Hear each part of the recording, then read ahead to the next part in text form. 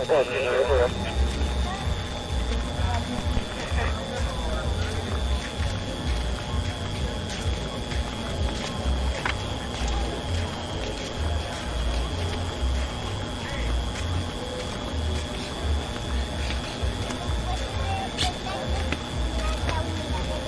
welcome welder apprentice at Philly Shipyard, Emily Andrews.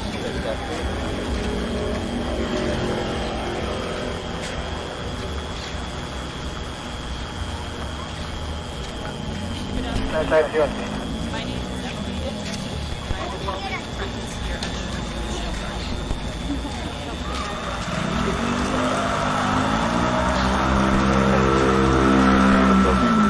Originally, I went to Temple University for athletic training and have worked many jobs in search of building a career that I am passionate about. When I lost my job during the COVID-19 pandemic, I enrolled in welding classes at Delaware County Community College, where I was introduced to the apprenticeship program at Philly Shipyard. During my time here, I have mainly worked in the final stages of the production line, where smaller sections of the ship are welded into massive glass, which can weigh up to 600 tons. Like many families in the Philadelphia area, I have parents and siblings employed in the trades. In fact, my grandpa, John Andrewson, was once employed here at the former Philadelphia Navy shipyard as a specialist in steel carpentry. He was a chief warrant officer in the U.S. Navy, serving from 1916 to 1946 during both World Wars. And he remained in the Fleet Reserve until 1958. My family, as many others, continue to benefit from careers in the skilled trades. Thanks to President Biden, things are looking better and better for workers like me. We're seeing investments, including here at the Philly Shipyard. We're seeing more good-paying jobs being created, union jobs.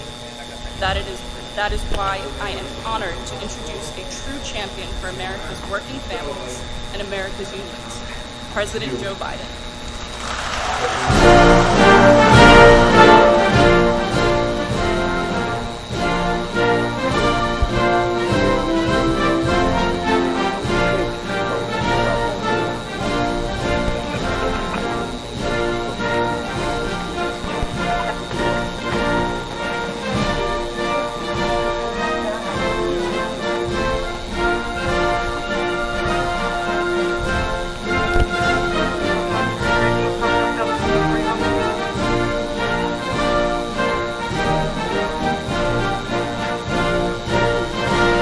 Hello, Philly. Have a seat if you have one. Emily, thank you for that introduction. I tell you what, Mayor Kenny, thanks for a passport back into the city. And the only reason why that happened is I married a good girl. You know, can't be here today, but I want to thank Governor Shapiro, who's doing a hell of a job. My friend Senator Bobby Casey and Senator Fetterman, who've been such great partners. Folks, I want to also thank Representative Mary Kay Scanlon, who fights so hard for this district, and the other members of Congress, Brendan Boyle, Chrissy Houlihan, Madeline Dean, Joe Courtney. I tell you, Donald Norcross, by the way. Donald from across the way. You know, I always kid Donald when, Mr. Mayor, I say, you know, Delaware is small, so we have to fight for every inch of territory. So there was a debate on whether or not Delaware, the state of Delaware, owned the Delaware River along the Delaware shore up to the high water mark in New Jersey. They said no. We went to the Supreme Court, got something right. They said, yeah, we do. Anyway, I always kid all the time. Folks, look, before I begin, I want to say that I'm praying for those who lost their lives in the flooding in Bucks County. The idea that it's not global warming can't be denied by anybody. And grateful for all the first responders. Continue to look for 2-year-old Maddie and her baby brother Conrad. The grace of God, maybe something will come. I want to thank Governor Shapiro and all the Bucks County officials and their leadership during that tragic time. Provided all we could for FEMA, but there's a lot to be done. I'm here today to talk about what we're doing to invest in America, invest in Pennsylvania, invest in our clean energy future. To talk about the progress we made building an economy from the middle out and the bottom up. I came to office determined to strengthen the middle class. I often say, and I mean it sincerely, Wall Street, good folks down there, but they didn't build the middle class. The middle class was built by the middle class, and the unions built the middle class. We changed the economic direction of this country. Because I got tired of trickle-down economics. I've never been a big fan. The wealthy do very well. I'm a capitalist. I like the wealthy to be able to keep it too wealthy. The mere fact they do well doesn't mean everybody else does well. When I watched my dad growing up, there's not a whole lot of benefit trickle down on his kitchen table as a consequence of trickle-down economics to what everyone from the Financial Times and Wall Street Journal has become my different philosophy. I don't think it started off trying to be complimentary, but they started calling it Bidenomics. And our plans work in Bidenomics. We're here. Here's what it looks like. We're 13 million new jobs built across the country, and nearly 500,000 of them here in Pennsylvania just in the last 2.5 years. 800,000 manufacturing jobs. 28,000 here in Pennsylvania alone in the last 2.5 years. That's more jobs in 2 years than any president has created in a 4-year term. Unemployment below 4%. The longest stretch of unemployment below 4% in the last 50 years. We're beginning to come back, folks. Because we're giving workers a chance. Unemployment's down. But to the surprise of a lot of economists, so is inflation. Remember the story? In order for inflation to come down, you got to cut wages for hard-working folks. You got to have unemployment up in order for inflation to come down. Well, guess what? I never bought that. I don't think the problem in America is too many people are working, or the people are making too much money. Instead, we focused on getting Americans into the workforce by fixing the broken supply chain, lowering the cost of products, from everything from health care to the products we purchase. The fact is, companies made record high profits during the pandemic. By the way, I'm not opposed to companies. I think more corporations incorporated in Delaware than every other state in the union. Everybody should pay them for their shares. Everybody. Now they're coming down. So is inflation. We need to keep bringing it down. The markups and the margins of the profits. One thing to make a profit, it's another thing to be excessive. This is one of the most important ways to continue to make progress on inflation. We have to do more. Inflation has slowed every single month in the last 12, on a yearly basis, for the last 12 months. How many times you read that recession's coming? Maybe in Wall Street today, somewhere else in the It's the lowest point in inflation, lowest point in over 2 years. The U.S. has the lowest inflation rate of any major economy in the world, the so-called Big Seven. It's less than 2/3 of what it was a year ago. Down from 9% to 3%. It's going to go down lower. At the same time, pay for low-wage workers has gone up at a faster pace in over 2 decades. Wages are growing faster than inflation. That means a lot of working folks are beginning to be able to have a little bit of breathing room. According to surveys, job satisfaction in America is at a 36-year high. We've got more work to do. People are coming off the sidelines to work. The share of working-age Americans in the workforce is as high as it's been in 20 years, including during every single day under my predecessor. And folks, it's not an accident. It's an economic plan in action. Bidenomics, since I took office, we've attracted over $500 billion. $500 billion private investment in America. That's what's been attracted to engage in these. Instead of exporting jobs, it used to be find the cheapest market in the world, send the job overseas and bring the product back. Not on my watch. We're creating jobs in America, and we're exporting American products. the leadership of the Democratic members of Congress passed the Inflation Reduction Act, although 3 Republicans did support it. The largest investment to combat climate ever anywhere in the world. Over $368 billion. We know the earth is, I don't hear many naysayers of climate deny the floods, heat waves, wildfires attacking so many Americans. Just this week alone, just spontaneous. We also have solutions. A lot of my friends in organized labor know that I think climate is a job. These unions are not a joke. Not a joke. This law is creating millions of good-paying clean energy manufacturing jobs, including offshore wind. When I took office, I set a goal of producing 30 gigawatts of offshore energy wind by 2030. 30 gigawatts is enough to power 10 million homes. Help put us on a path to 100% clean energy by 2035. By 2035, all electricity we turn in is all going to be clean energy. It's not hypothetical. Construction is already underway in 2 major projects off the East Coast. Just within the last month, the Department of Interior advanced permitting on 2 more wind projects on the East Coast. Here in the Philly shipyard, Great Lakes Dredge and Dock is also stepping up to help meet the clean energy goal. Here today, workers in 9 different unions start building the vessel called a Katie.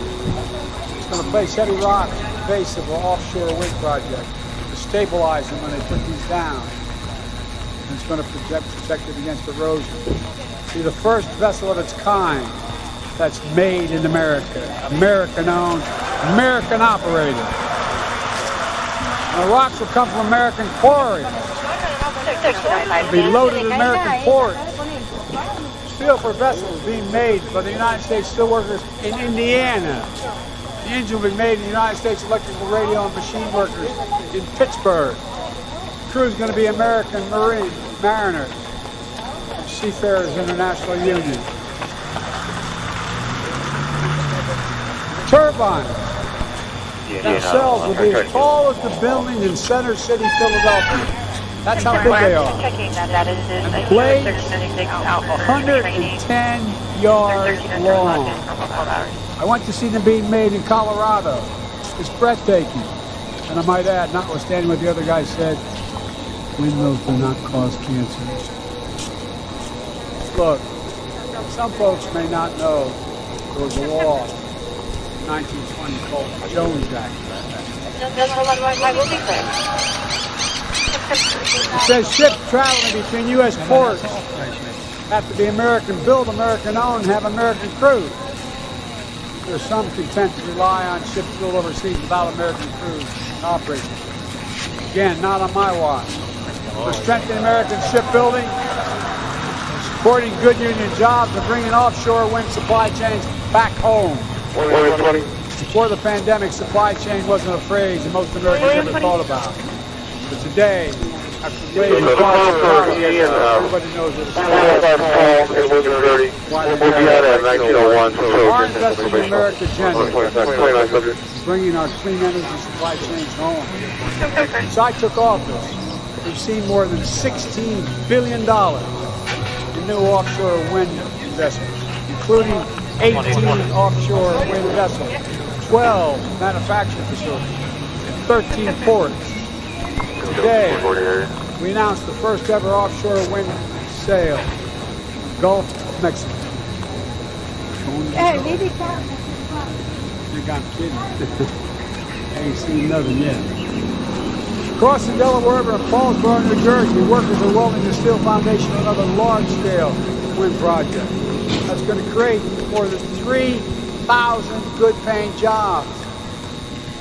Project off the coast of New York will use a vessel built in the shipyards of Louisiana, Mississippi, and Florida.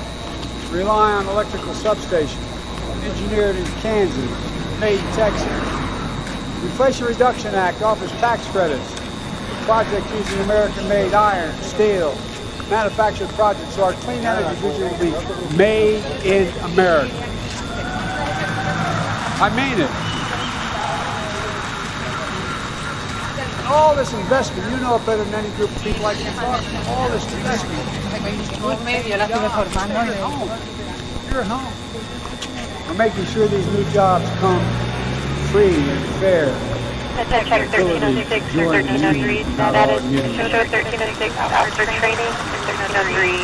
Looks like they've been on duty for almost 12 hours. I made a commitment. I'd be the most pro-union president in American history. I'm keeping that promise. Let me explain why. I met with the Business Roundtable, the leading businessmen in the nation. They asked me why. I said, because it's good for you. I tell business all the time, union workers are the best in the world. You don't just say, by the way, I want to be an electrician, that's my license. The young woman I just heard, she's not an electrician, but guess what? Hey, is that the white guy that lives in apartment 6? It's like going back to school. It's like going to college before you. Do the job right, they do it on time, and long term it costs less than non-union labor. Here at the Philly shipyard, over 1,000 union workers will be employed on site, like metal workers, boiler makers, electricians. In fact, this shipyard runs an apprentice program to the skills to do this job. It's going to earn up to $100,000 a year. You don't need a college degree. Just a few years ago, this shipyard was down to a handful of workers. These guys know I've been coming here for a long, long time, since 1973. I was a Navy shipyard. A lot of us wondered whether it would still be here, didn't we? A lot of us wondered 15, 10, 12 years ago. Well, let me tell you, it's coming alive again. Just this week, my administration completed review potential work projects off the coast of Rhode Island and Connecticut. Part of the National Project Labor Agreement with the building trade. I want to thank the AFL-CIO President Liz Schuler for personally getting that done. Together, we're transforming the country, not just through manufacturing, but also rebuilding our infrastructure. We need to have the best infrastructure in the world if we're going to lead the world. We used to be number one, we now rank number 13 in the world. Highways, bridges. Economically. You can have the best economy without having the best infrastructure. So the bipartisan infrastructure law, which a number of our colleagues did vote for on both sides of the aisle, I've already announced 35,000 projects, 4,500 communities, all across America, proving we can do big things.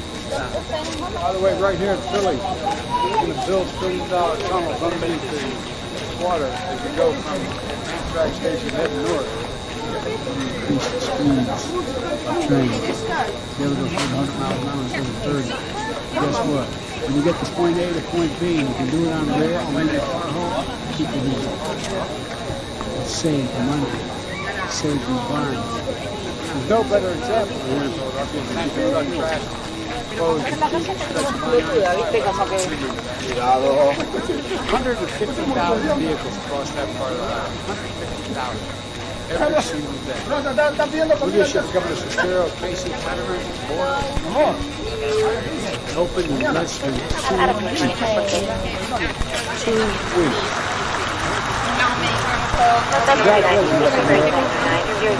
I mean, think about it. All kidding aside.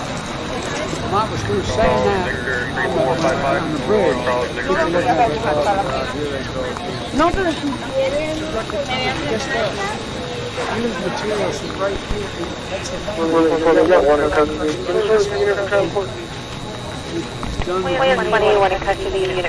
Also announced $78 million for safety improvements on Boulevard here in Philly.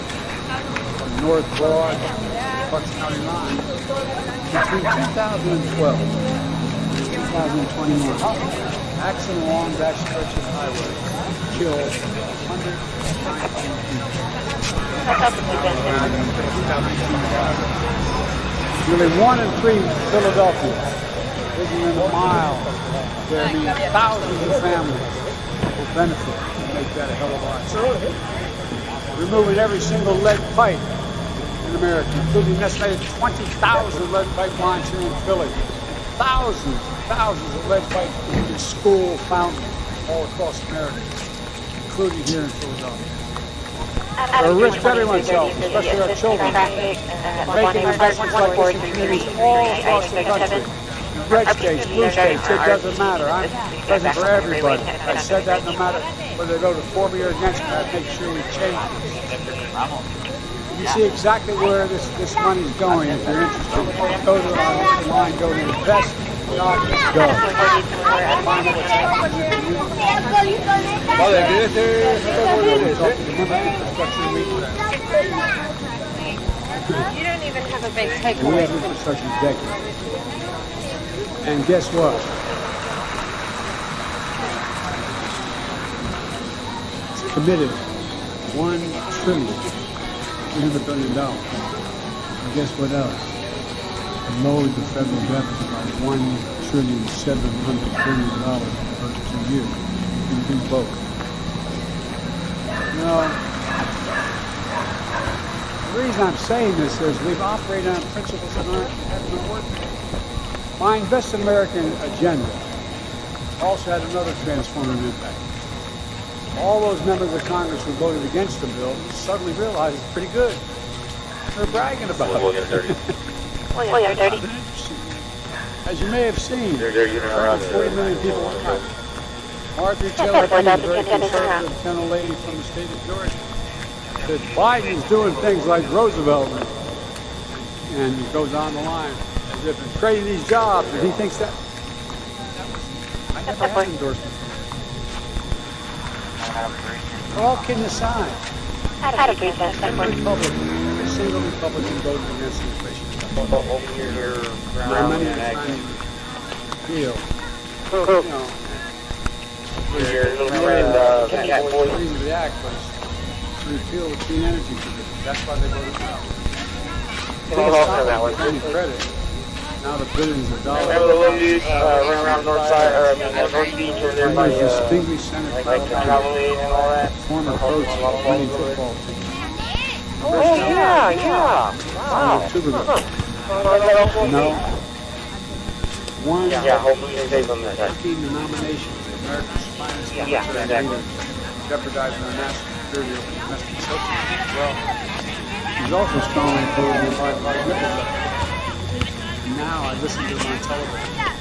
He voted against it. Here's what he says. Great to see Alabama receives critical funds to boost ongoing broadband efforts. Well, he thought it was a bad idea. Now it's coming to Alabama. Not damn boy, it's a good thing. Look, I'm glad the senator's coming around on the infrastructure law. I'm not going to let up. He comes around and critical military nominations. Let me close with this. I'm not here to declare victory. We got a long way to go in this country. I'm here to say we have more work to do. We have a plan that's turning things around pretty quickly. Bidenomics is just another way of saying restore the American dream. 40 years of trickle-down economics from Democrat and Republican administration. Limited the dream to those at the top. But I believe every American willing to work hard to be able to get a job no matter where they live, apartment, in a small town, in big cities, raise their kids, good paycheck, keep roof over their head where they grew up, be able to stay there. My dad used to have an expression, kids growing up. Here's how he said it. Joe, job's about a lot more than a paycheck. It's about your dignity. It's about respect. It's about being able to look your kid in the eye and say, honey, it's going to be okay. Amen. Jobs are about dignity. That's the reason why I always work best for this country. Investing in Americans.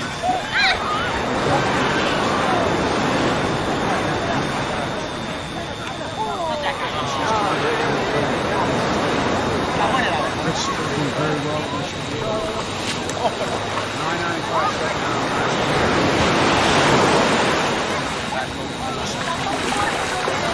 American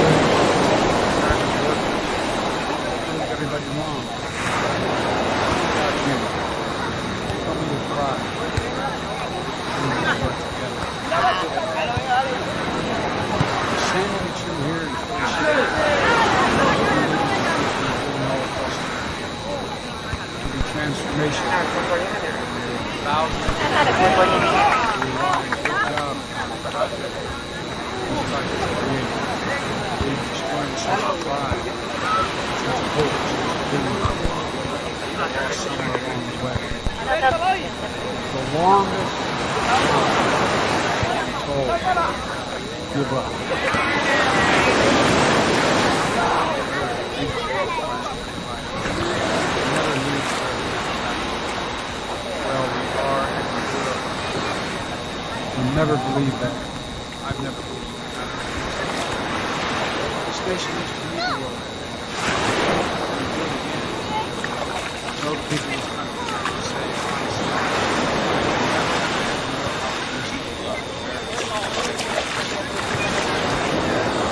Long said, other world leaders,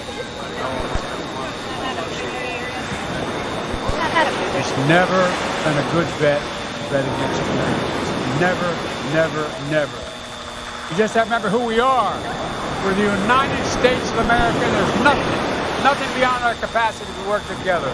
So God bless you all and God protect our country. This is a new day. We're more work to do. We're gonna get it done. Thank you.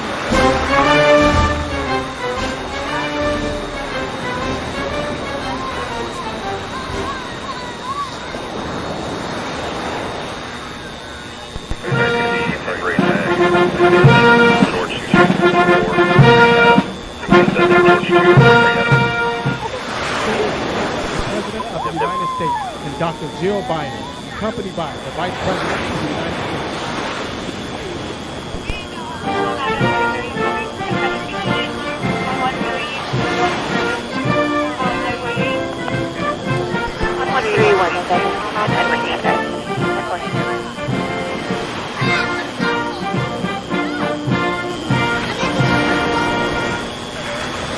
Hello, everybody. Every time I hear hail to the chief, I turn around and say, where is he? Well, thanks for being here. Welcome to your house. You're the way. Oh, you think I'm kidding? I know who owns this place. Thank you. That bird right there.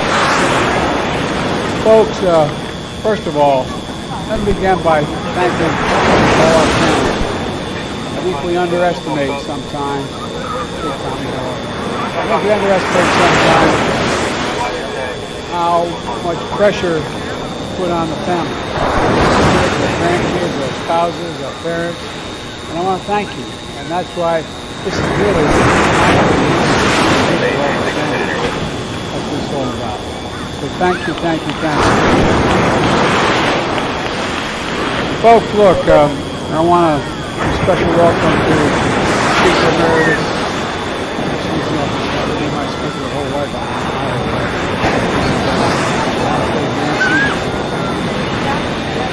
There you are. Grandsons and Leader Schumer and his wife and his brother-in-law. And by the way, we know who's going to get me when we go to his grandson. And folks, also I want to thank Leader Jeff. The reason I like him so much, he's got a backbone like a ramrod, and he's got great integrity. And Speaker McCarthy, so I don't want to hurt his reputation, but I actually like him. And I'm sorry, I didn't want to hurt you. It's all kidding aside. We've been able to work together, and I appreciate it very much. And I don't know whether Dick Durbin's here. He was supposed to be coming down, as well as Whip Clark. I'm not sure she's here as well. But at any rate, there you are. Okay, we're all set then. Look, folks, you know, Jill and I especially want to thank you and all the family for coming. I hope you have a good time. This is nothing formal about this. This is your house. This is the people's house.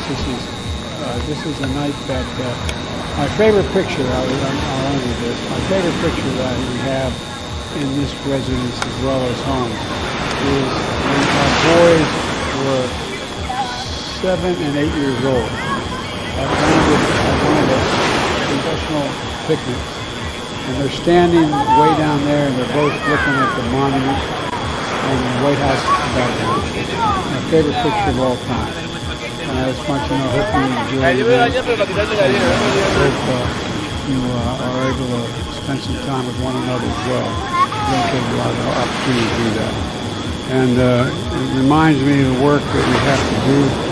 You know, for all the disagreements we have, you got to remember, at the end of the day, we're friends. That's how it's always been. You got to be friends. No, I mean it. I think we're getting there. So I want to thank you all very much for coming. I'm not going to say anything more. You want to say anything more?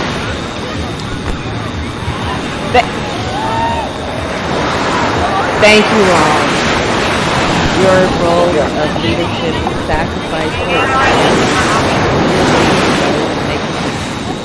the good work that we do together.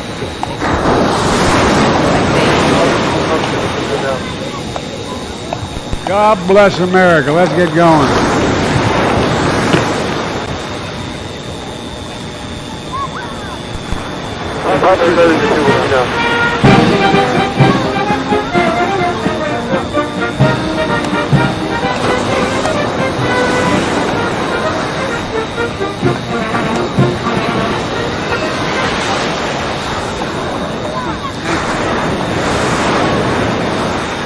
Hello, everybody. Good afternoon. The reason we're late is all my fault.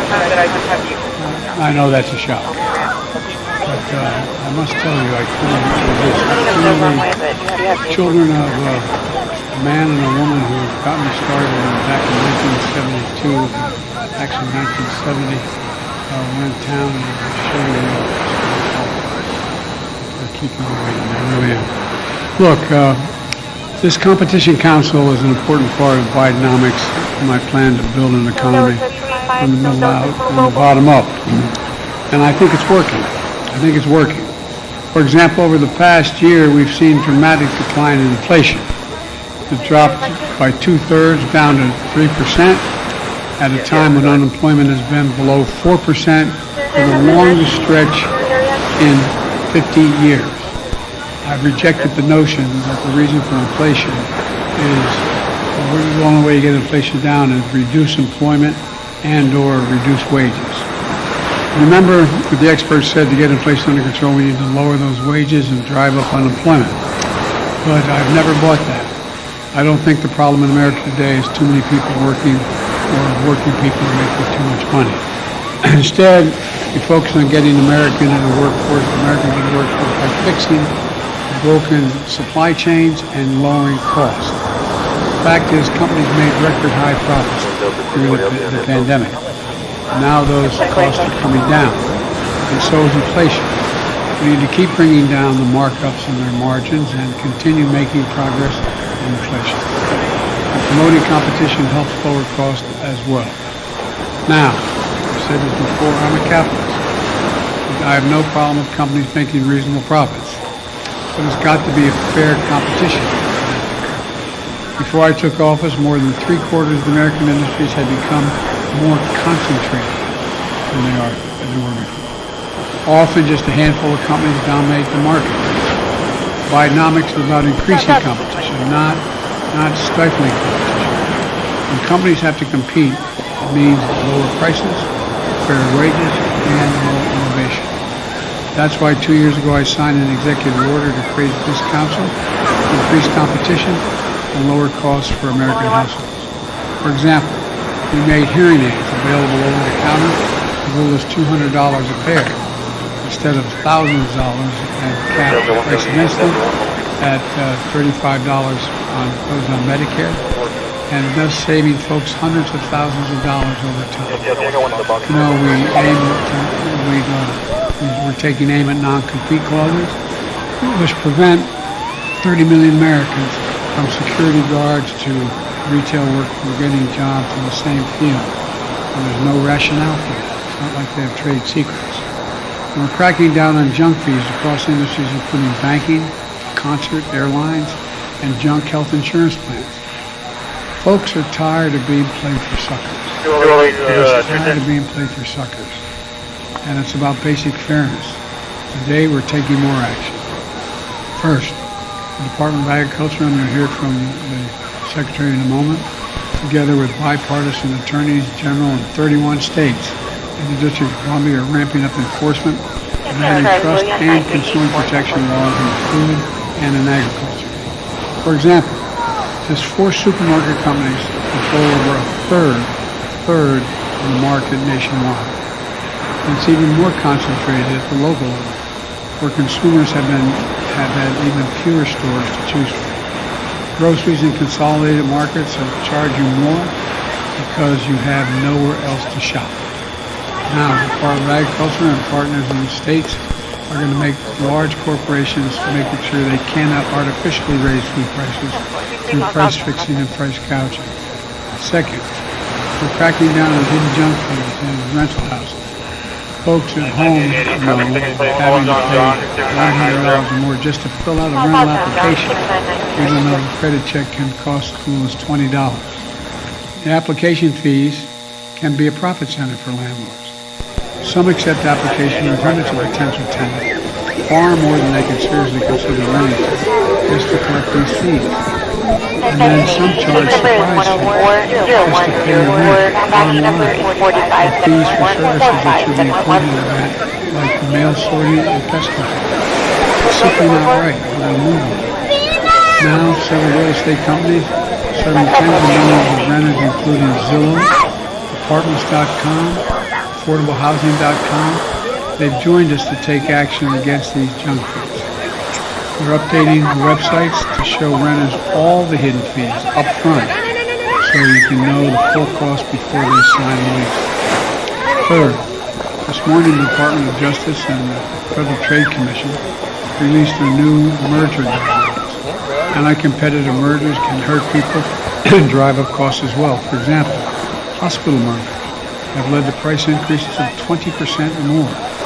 Health insurance mergers have caused premiums to go up 7% on average. All told, this kind of industry concentration costs a typical American household an estimated $5,000 a year. And I've said when I signed the executive order, we cannot accept bad mergers that lead to mass layoffs, higher prices, and fewer options for workers and consumers. Close with this. To get this meeting started, I've said before, capitalism without competition isn't capitalism, it's exploitation. I'm grateful to this Competition Council as we keep building this momentum to reduce cost and deliver more results for the American people. With that, I'm going to turn it over to Secretary. Thank you, Mr. President. As you know, Mr. President, for far too long, agricultural policy has been focused on getting big or get out, resulting in a trend toward bigger farms and fewer farmers. Farmers and ranchers have been squeezed by corporate concentration in input industries like seeds, fertilizers, and even farm equipment on the one side, and on the other side by consolidation in the channels for selling agricultural products like meat and poultry processors and grocery retail markets. That's why USDA is proud to support President Biden's competition executive order to stem the tide of increasing consolidation and promote competition in America's food and agricultural markets. This is going to help lower food costs for American families while also giving farmers and ranchers more and better options.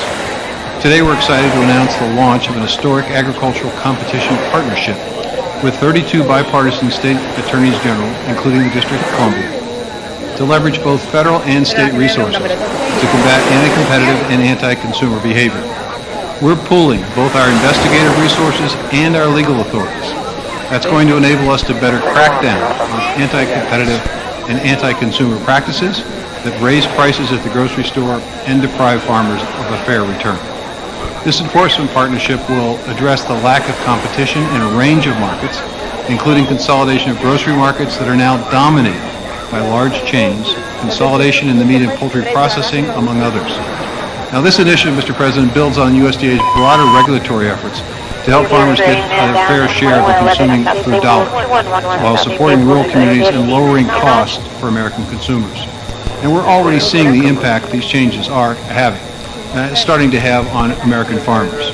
Just a few weeks ago, I met with business owners in Iowa to announce USDA's investments in 15 additional nationwide projects that will expand independent meat and poultry processing capacity. One of these projects, Cattlemen's Heritage Beef, will establish a 500,000 square foot facility in Mills County, Iowa. Now, it's projected to process 1,500 head of cattle per day from small, family-owned operations that have been shut out in the past. Well, this plant's going to create over 800 jobs. Mr. President, the average wage will be higher than 90% of the jobs in Iowa. We're also working swiftly to finish a suite of robust new rules under the Packers and Stockyards Act that will protect independent farmers and ranchers from abuse by the dominant meat and poultry processors.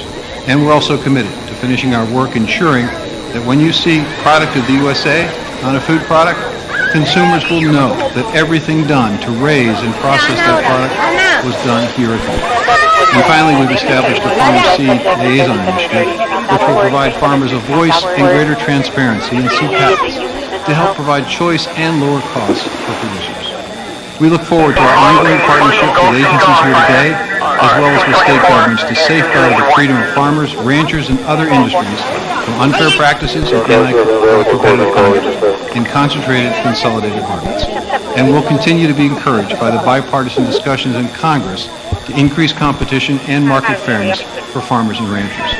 The fact that we see this bipartisan support from local to federal level, and the fact that we've increasingly seen private companies come forward to answer your call, Mr. President, tells me that under your leadership, we're seeing a change in this country. The tide is turning, so that American consumers, workers, and farmers can't just be taken advantage of without consequence. And our small businesses, farmers and ranchers, have a fighting shot again with this president on their side. So thank you, Mr. President.